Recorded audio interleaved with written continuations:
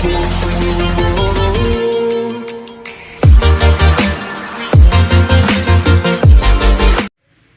Friends, my name is Esan and here I welcome you all to my YouTube channel name Esan की पाठशाला। So guys, हमने जैसा बोला था कि हमारा जो पोएम द स्नेल है उसका पार्ट 2 भी जल्दी आने वाला है।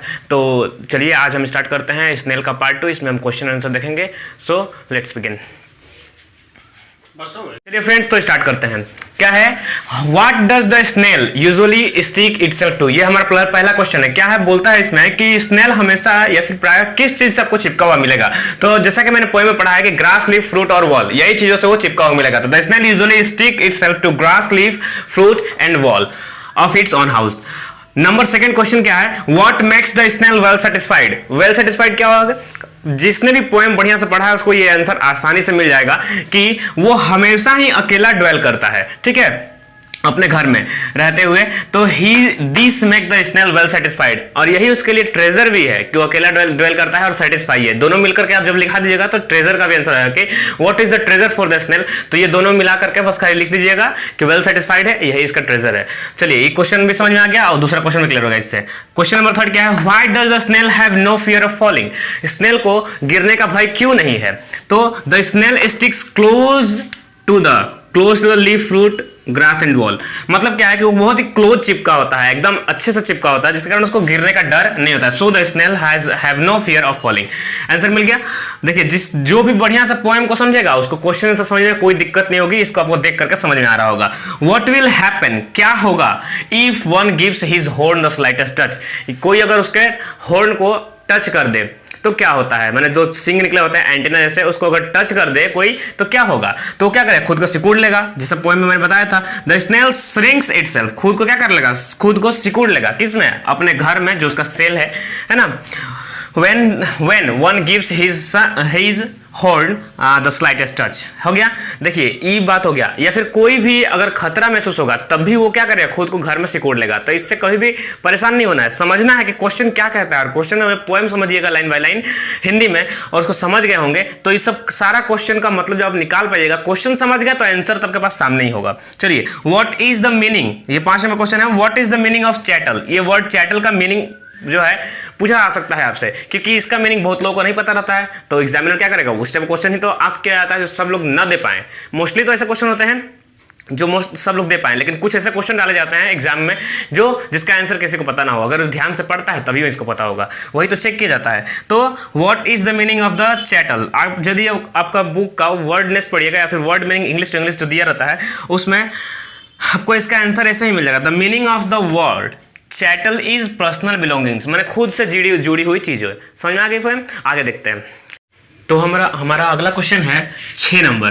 क्या है, how does a snail live his life? एक स्नेल जो होता है वो अपना लाइफ कैसे व्यतीत करता है? तो the snail lives a lonely life. याद रखिएगा, वो अकेला अपना लाइफ व्यतीत करता है, ठीक है। फिर क्या है, इन हिज ऑन प्लेस, जहां भी वो रहता है अकेला रहता है। पोएम पढ़े होंगे, ये समझ में आ जाएगा आपको। What does the snail possess as his personal?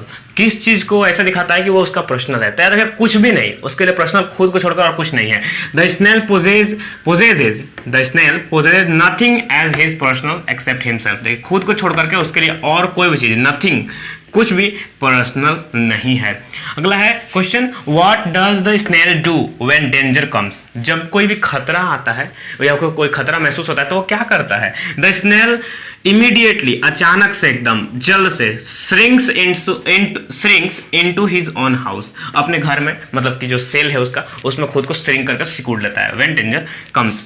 अगला है question number 9, where does the snail find safety? Snail को कहां पर सेफ्टी ऐसा लगता है फाइंड होगा, sorry, snail find safety. Where does the snail find safety? Snail को सेफ्टी माने सुरक्षित कहां महसूस होता है? The snail find safety within his house, अपने घर के अंदर, मतलब कि सेल के अंदर ही उसको सेफ्टी महसूस होती है, क्योंकि वहां पर उसको कोई खतरा नहीं होता है।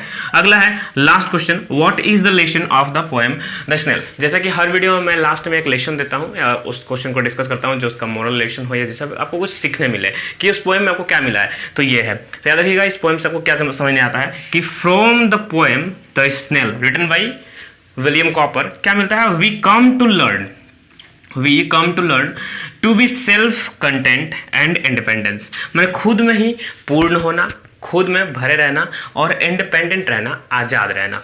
ठीक है, उसके बाद है वी ऑल्सो लर्न, और चीज़ हम लोग क्या सीखते हैं, अवॉइड वर्थलेस, मतलब कि बेकार की चीज़ों को अवॉइड करना, अनदेखा करना। किस चीज़ का, वर्ल्डली थिंग्स, इस दुनिया के जो भी बेकार की चीज़ें हैं, जैसे कि स्नेल के लिए दूसरों की बातें कोई मैटर नहीं करती, उस तरह से हम लोग को भी लाइफ में वैसा होना चाहिए कि दूसरों की बातें जो है हमारी लाइफ में मैटर ना करें और हम अपना अचीवमेंट हो जो भी हो आगे बढ़ते जाए अपने लाइफ में। ठीक है, एंड बीइंग स्ट्रांग, एंड क्या है, and being strong for self protection, और खुद के सुरक्षा के लिए हमेशा ही स्ट्रांग बने रहें, ऐसा ना दिखाएं कि आप कमजोर हैं, नहीं तो दूसरे इसका फायदा उठा लेंगे।